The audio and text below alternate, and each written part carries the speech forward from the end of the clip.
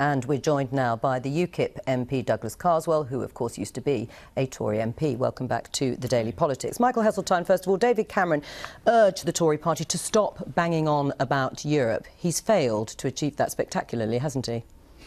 There's an element in the Conservative Party which constantly raises the issue. That makes the Prime Minister's job difficult. It made John Major's life difficult. And I regret it. And there are those of us who believe strongly that the record of the Conservative Party in Europe is a good one.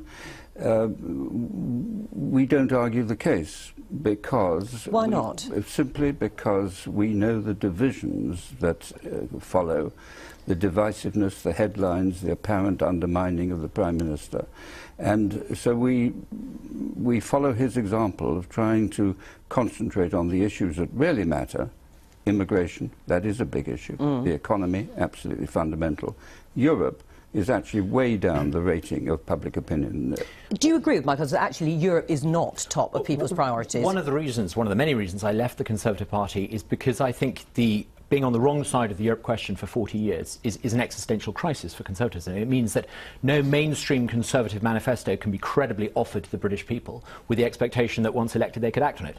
Immigration, you can't control our borders unless you do something about our EU membership. In fact, even the very limited proposals David Cameron's come up with, he had to get permission from Angela Merkel. It's impossible to stand for office promising to lower energy prices when the increase in energy prices caused by our renewable targets is engineered by Brussels. Again and again and again, on issue after issue, we can't actually adopt a free market, credible alternative to the corporatist status quo without addressing the Europe question. Let's just look at the issue. You said immigration is an issue of real concern to people. Well, let's take that example that Douglas Carswell's brought. That was the problem with the net migration target of tens of thousands. It wasn't ever achievable because we can't control the migration from within the EU.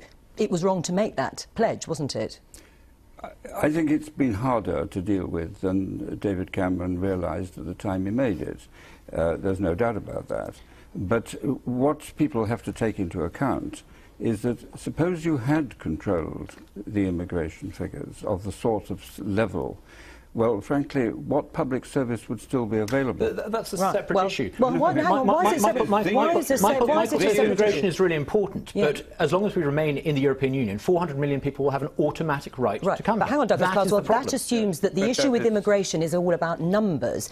Is the immigration issue all about numbers for everybody, or is it actually sometimes the consequences of immigration? Let's just take up the point that actually what would have happened if, let's say, numbers had been controlled and they had been brought down to tens of thousands 5 years ago. What would have happened to some public services and certain sectors of the industry? There's a case to be made, as a UKIP MP, find myself frequently making, for labour mobility. But you can't argue for labour mobility until you control your borders. And you can't control your borders if 400 million Europeans have an automatic right to come here. It's incredible for the Conservatives to say they're going to control immigration and remain in the European Union. It cannot be done.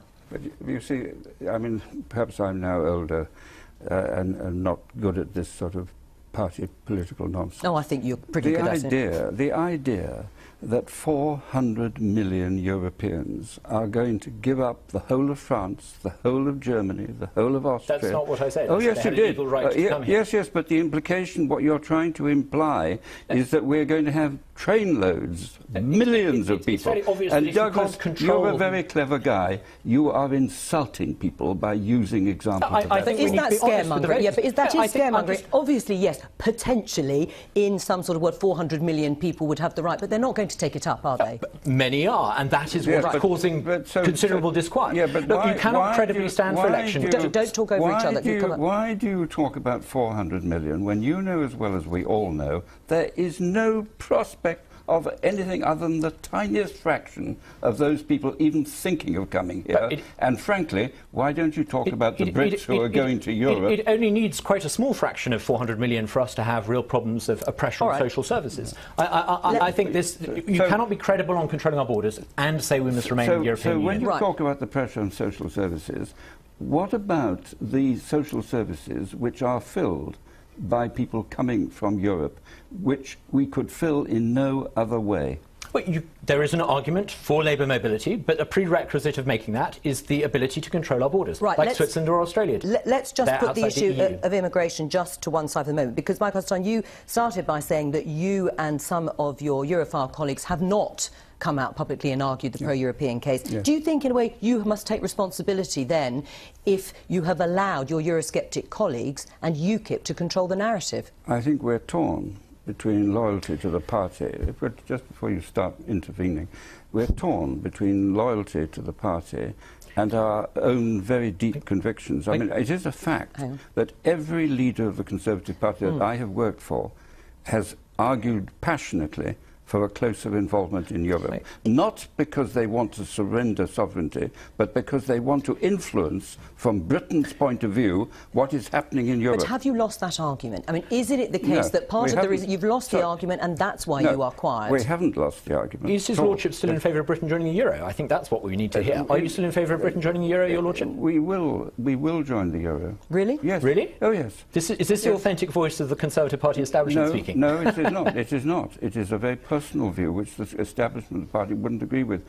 If I had to parade my conviction, I have lived through every one of these European arguments where we have resisted at every stage the European direction, and in every stage we in the end have given in and joined.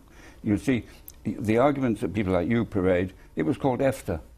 Maybe it's the establishment in Westminster that gives in. Maybe the people want out. No, but you see, we've had general election after general election, and they have never voted out. And the Labour Party... Let's see what happens in May. Well, we know perfectly well that the UKIP will not be anything like as powerful by then. Well, if we keep going like this, it could do rather well. And that the best that could happen would be a tiny number of votes, members of Parliament, not about Europe, but about immigration. Right, well, hang on. So when would you or advise Britain to join the euro? Oh, not in the foreseeable future. Right, but do you still think it will happen? I think that what is happening in Europe, what is happening in the world, are globalization forces. And the real issue that we have to face in this country is a very simple one, put like this.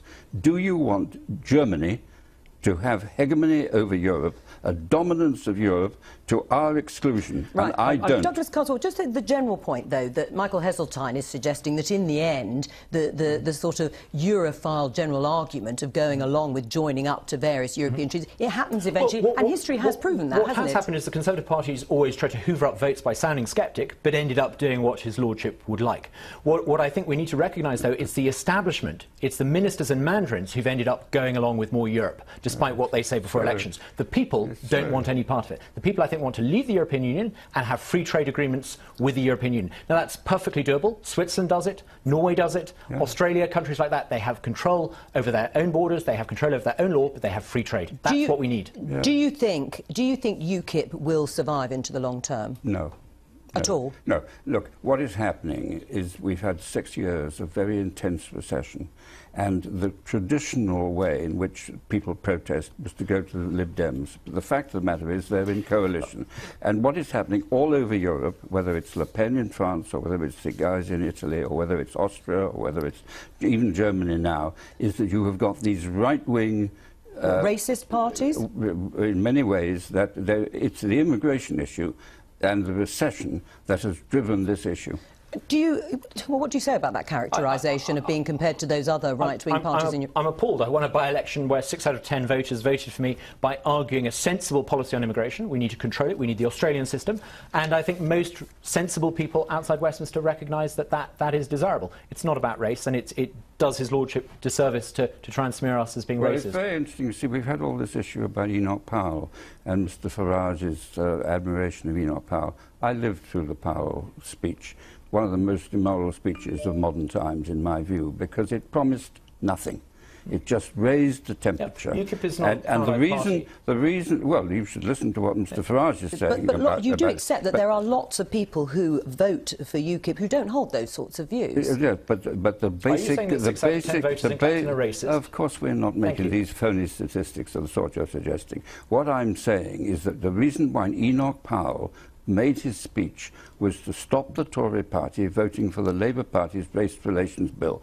My profound view, and the view of the Conservative Party, is that anyone in this country, of any colour, class or creed, has equal rights, and Powell was trying to stop that happening.